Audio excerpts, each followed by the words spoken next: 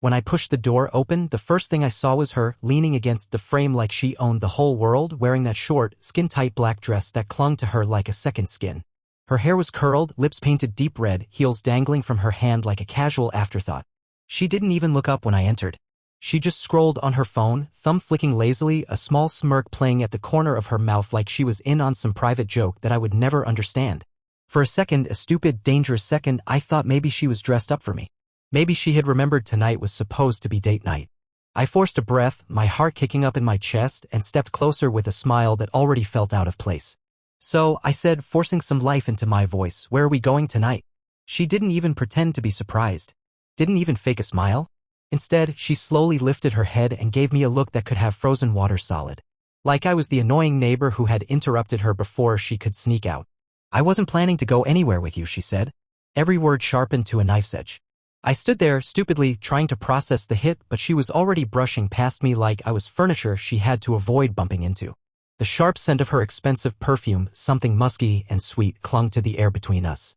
"I'm heading out to meet my friends," she added, grabbing her clutch off the console table like this had been her plan all along and I was just some inconvenient obstacle in the doorway. I wanted to say something. Anything. Ask who the hell she was dressing up for.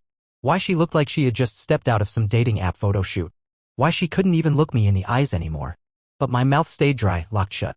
Without giving me a second glance, she strode out the door. And when it slammed behind her, it wasn't just the door shutting, it was the sound of the last shred of my pride crumbling into dust. I stood there, my hands clenching and unclenching at my sides. The hall smelled like her perfume and the cold air that drifted in through the cracks she had left behind.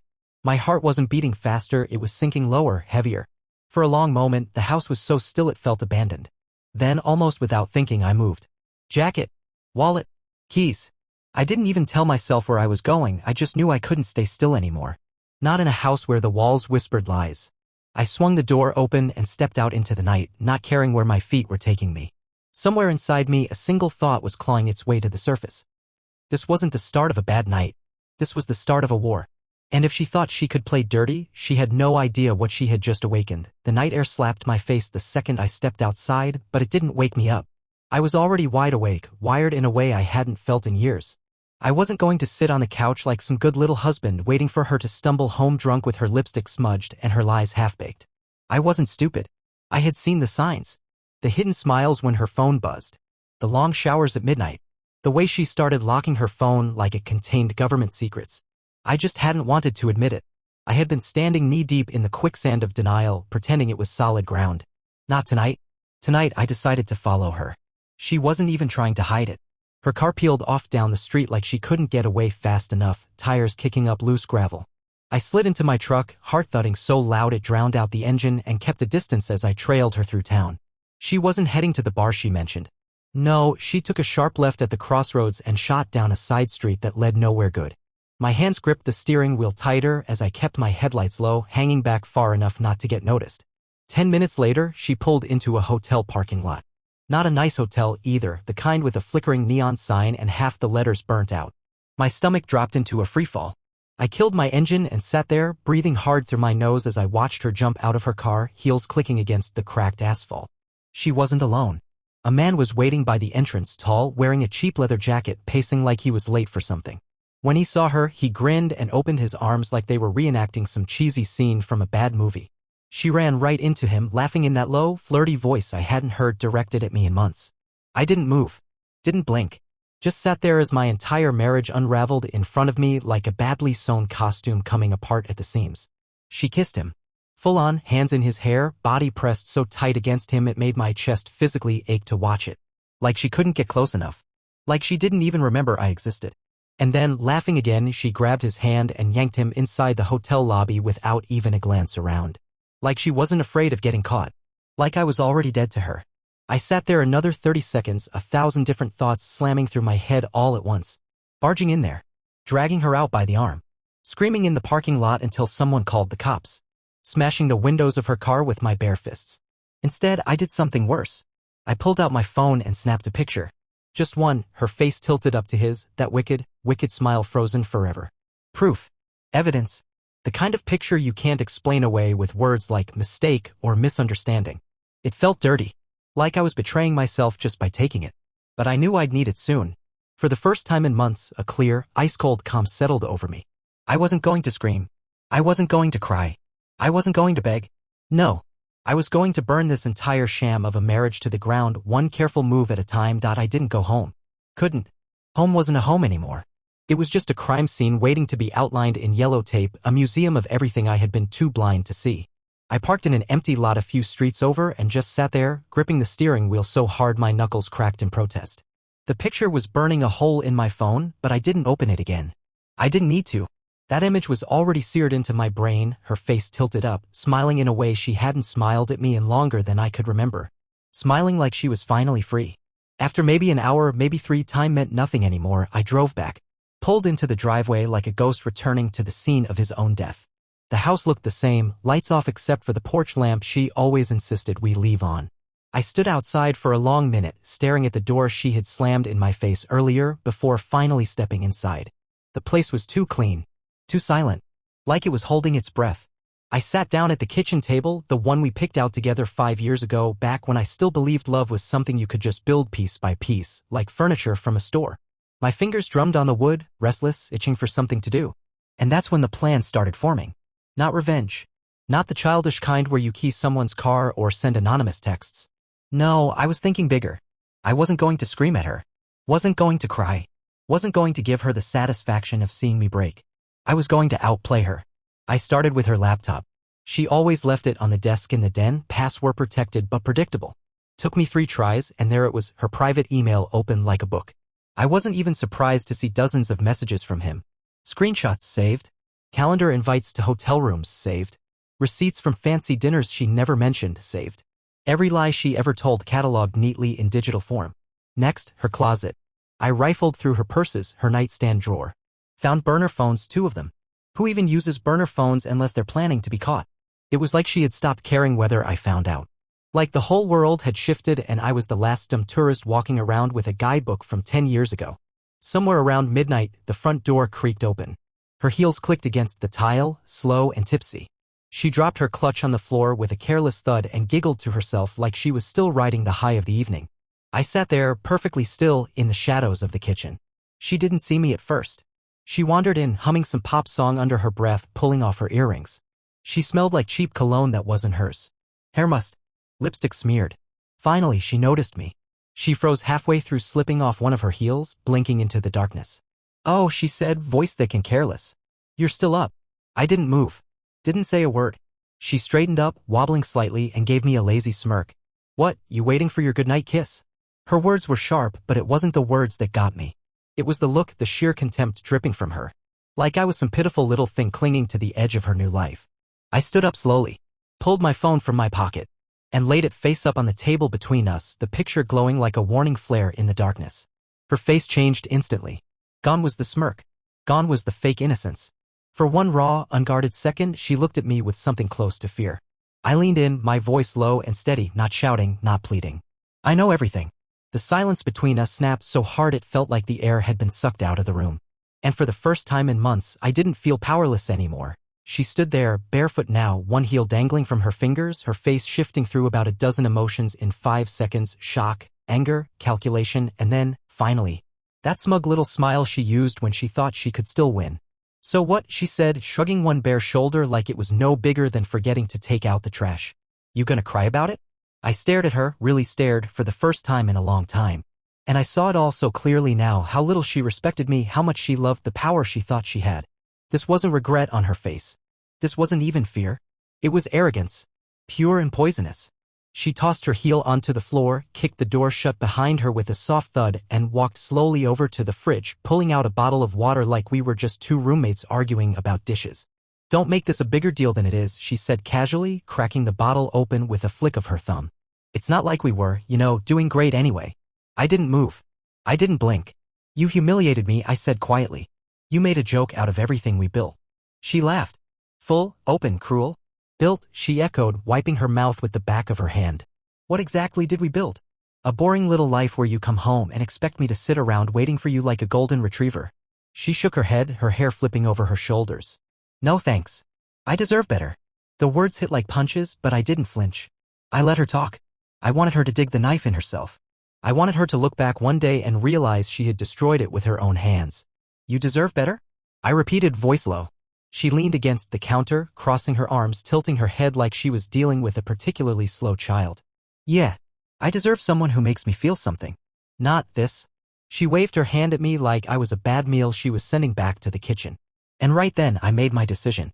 I walked past her. She stiffened for a second like she thought I might do something crazy, but all I did was grab a thick envelope I had tucked behind the microwave earlier tonight.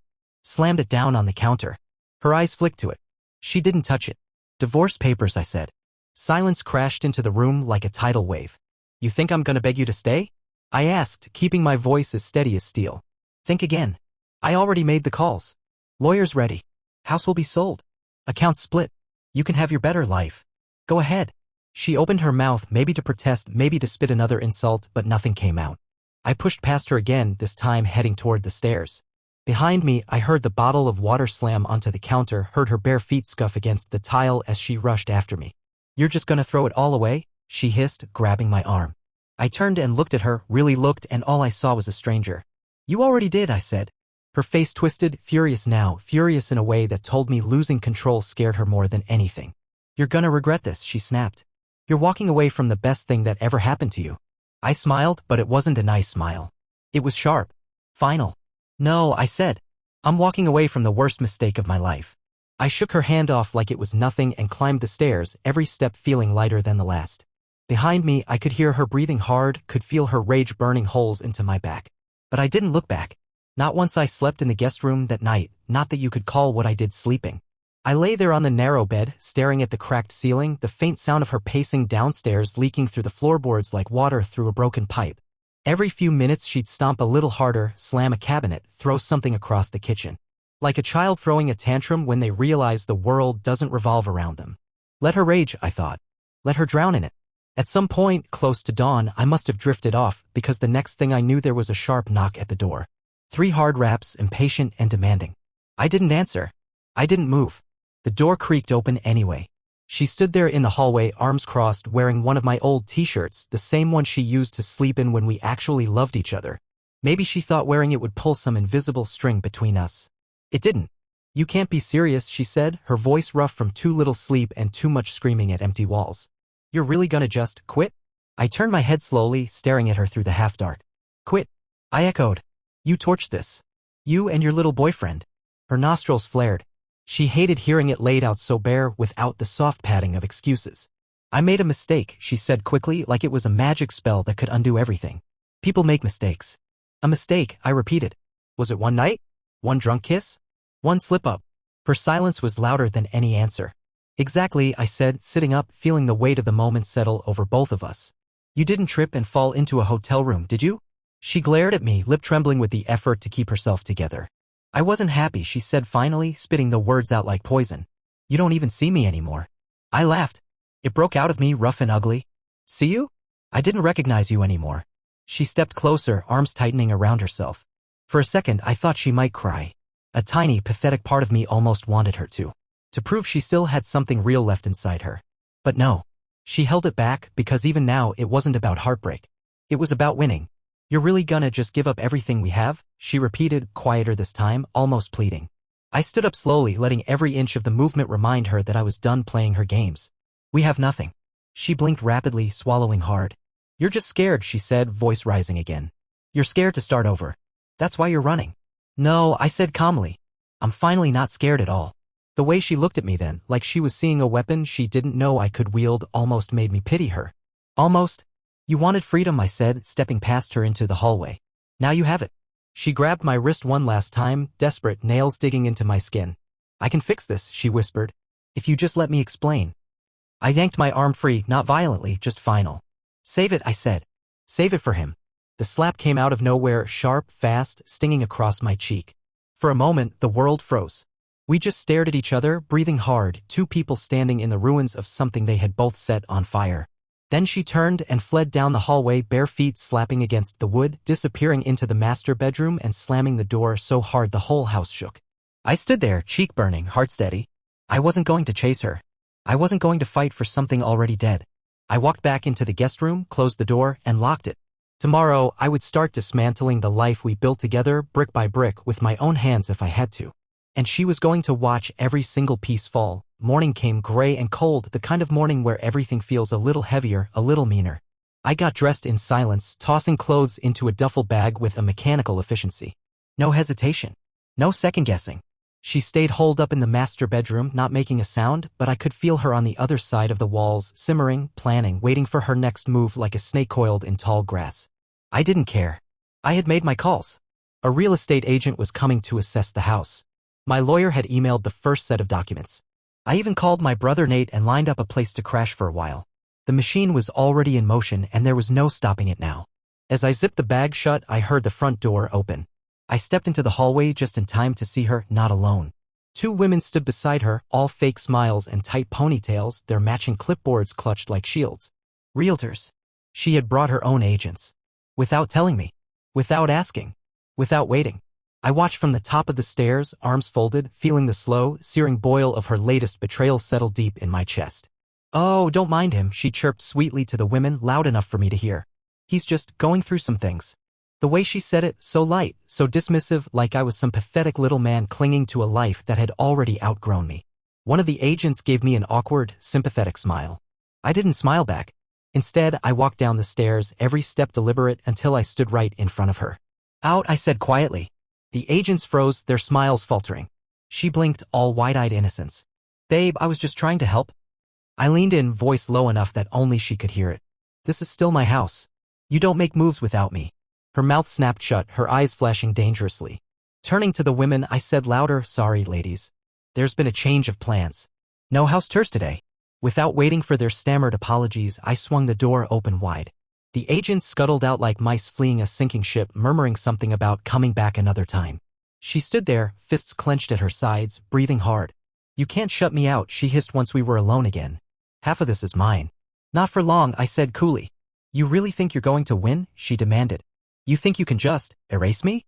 I tilted my head, studying her like she was a particularly ugly puzzle. "You erased yourself the second you chose him." She moved fast, faster than I expected. One moment she was standing there, the next she was grabbing the duffel bag from my hands, ripping it open, tossing my clothes all over the living room floor. "You think you're the victim?" she shouted. "You were never good enough for me." The words hit harder than the slap last night, but I didn't flinch. I just watched her unravel herself in real time, tearing apart what little dignity she had left. "You hear me?" she screamed, voice cracking. "You were never enough." When she was done, when the living room looked like a tornado had torn through it, she stood there, chest heaving, waiting for me to fight back, to lose control, to stoop down to her level. I didn't. I crouched, calmly picking up a pair of jeans from the floor, brushing off some dust. Then I stood and looked her straight in the eye. "I pity you," I said, voice low and sharp as broken glass. "Because you're going to wake up one morning and realize you traded real love for a cheap thrill, and by then, no one's going to be there to care." I slung the duffel bag over my shoulder, stepped over the wreckage she had made, and walked out the front door without looking back. She didn't follow. She didn't say a word. And for the first time in what felt like years, the weight started to lift off my chest. But something told me deep in my gut that she wasn't finished. Not yet. She was the kind of woman who couldn't stand to lose. And she was about to make a move so low, so rotten I wouldn't see it coming until it was almost too late. I spent the next 2 nights at Nate's place, an old, lopsided townhouse filled with the kind of loud, stubborn loyalty you can only get from blood. He didn't ask questions when I showed up with a duffel bag and a storm cloud over my head. He just shoved a beer into my hand and turned the game on loud enough to drown out the silence. For a while, I thought maybe that was it. Maybe she would just let it die. But women like her, they don't lose quietly. They don't bow out. They escalate. It started with the texts. First a dozen missed messages, then 50, then more.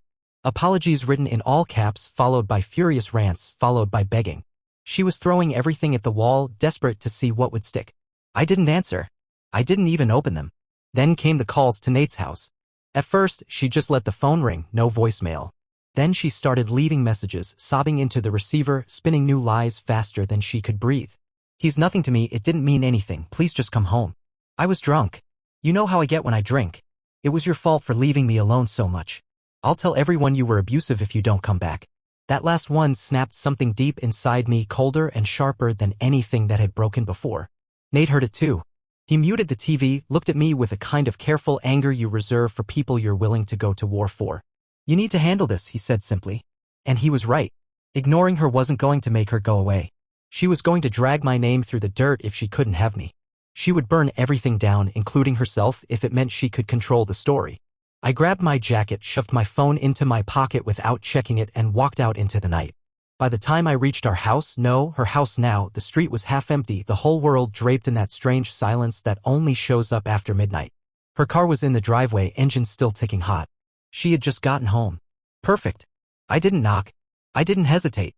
I pushed the door open and found her standing in the living room, a half-drunk glass of wine trembling in her hand, mascara smeared from crying or rage. It didn't matter anymore.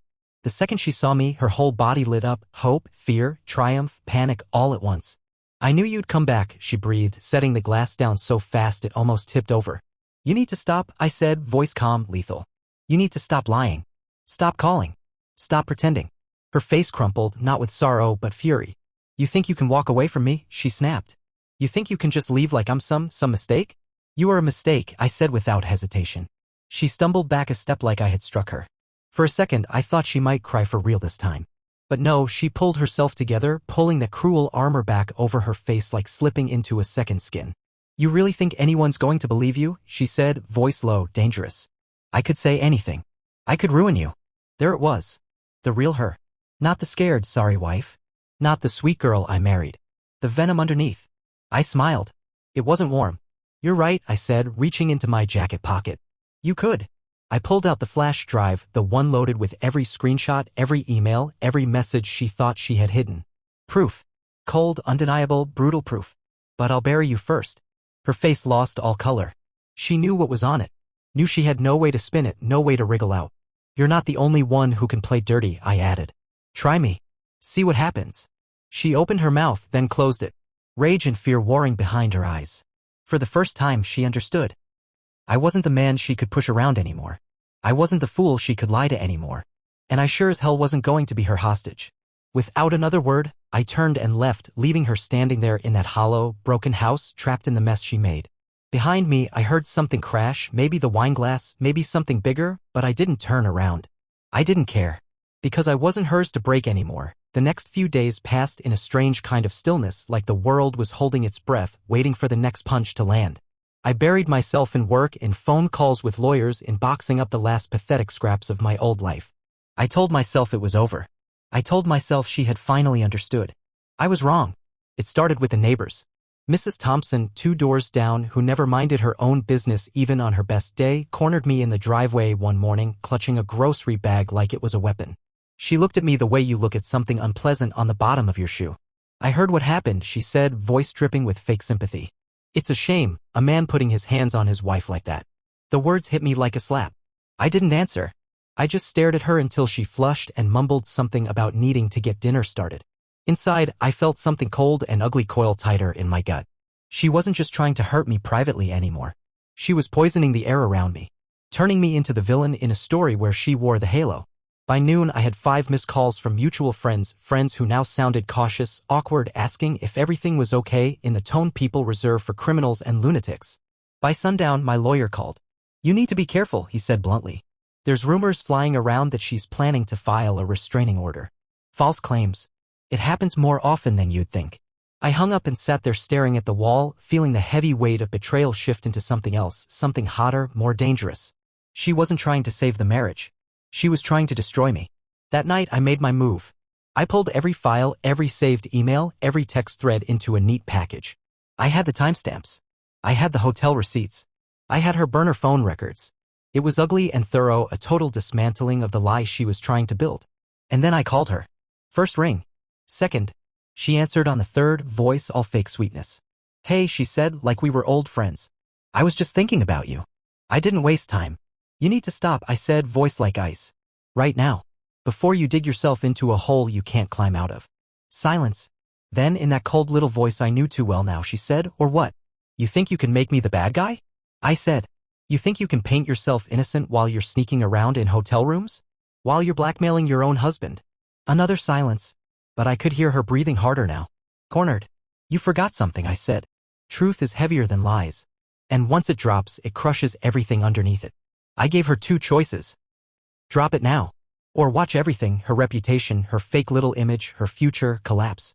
Still, she didn't answer. Still, she thought she could find a way to twist out of it. And then, just when I thought she would hang up, she said something that made my blood run colder than anything before. "You really think you know everything?" she whispered. "You don't even know the half of it." The line went dead. And for the first time in weeks, real fear slid down my spine. Because I realized something. She wasn't done. She wasn't even close to done. Whatever game she was playing, she had one last card. One final rotten card that she had been saving, just waiting for the right moment to throw it down and finish the job. The night after that call felt endless. I barely slept, mind racing, heart pounding against my ribs like a prisoner trying to break out. What did she mean? What didn't I know? I replayed everything, every look, every lie, every shift in her voice, trying to find the missing piece. But the truth didn't come quietly. It arrived like a car crash at dawn. I got the message early when the sky was still gray and the world half asleep. An anonymous number. One text. "Thought you should know what your wife was up to while you were working overtime." There was a file attached. For a second, my thumb hovered over it, some sick, instinctual warning flashing in my gut, but curiosity had already won. I opened it, and the ground ripped out from under me. It wasn't just her sneaking around with one guy. It wasn't just some dumb affair fueled by boredom. There were videos. Dozens. Her. Different men. Different nights. Different places. Grainy footage from hotel security cameras, parking lots, private parties. Dates matching nights she told me she was with the girls, or visiting her sister, or working late. It wasn't an affair. It was a pattern. A lifestyle. And I had been the idiot funding it, trusting her, loving her while she was out living a double life like it was nothing more serious than ordering drinks off a secret menu. The rage came slow at first.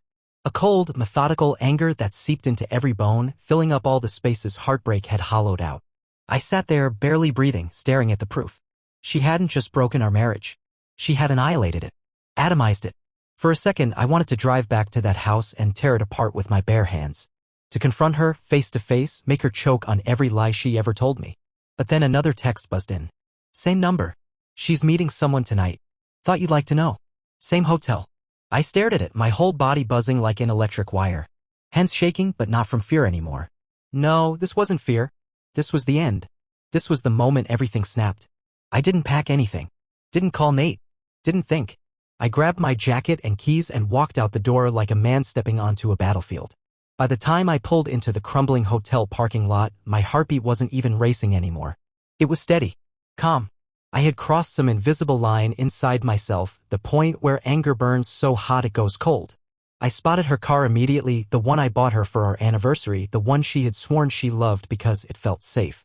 Safe. What a joke. I waited. 10 minutes. 20. 30. And then there she was, wearing that same short black dress from the night she first slammed the door in my face. Hair curled. Smile painted on like armor. As if she was the star of some movie where the consequences never caught up to her. Except tonight, they would. She didn't see me. Too busy texting. Too busy being someone else. She laughed, loud and fake, when a man pulled up beside her. Someone new. Someone disposable. She climbed into his car without a second thought, without even a glance over her shoulder. Like the past, the pain, the wreckage, none of it existed to her. And for the first time, standing there in the dark, watching her drive off into another stranger's night, I felt something I hadn't felt since this nightmare started. Freedom. Not revenge. Not grief. Freedom. Because I understood now.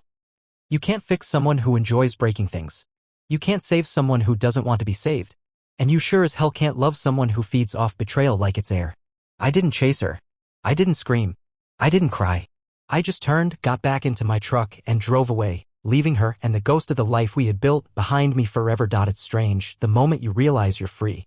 It doesn't come with fireworks or music swelling in the background like some movie ending. It's quiet. Still. Like the first real breath after holding it underwater for too long. I stayed at Nate's for a while longer. Got the divorce papers finalized. Split everything down the middle, clean and brutal. No apologies. No second chances. She tried, of course. Little jabs through texts. Late-night drunk calls where she swung between sobbing and screaming. She even showed up at Nate's once, pounding on the door until the neighbors came out to stare. I didn't open the door. Didn't give her even one more piece of me. I had already given enough. The day the divorce was finalized, I drove out to the edge of town to this overlook where you can see the whole damn city laid out like a map. The sky was bruised purple with sunset, the kind of view you only appreciate when you're finally clear-headed enough to notice the world again. And standing there, with the wind cutting sharp against my face, I thought about everything I had lost. Everything I had survived. She didn't just betray me. She didn't just lie. She trained me. Taught me with every fake smile and every cruel word how to spot the kind of poison that wears perfume and says all the right things. Taught me to trust actions, not words. Taught me that love isn't loyalty if it has to be bought. Taught me that staying with someone who disrespects you isn't love, it's slow, private suicide. And standing there, I realized something even bigger. She didn't break me. She set me free.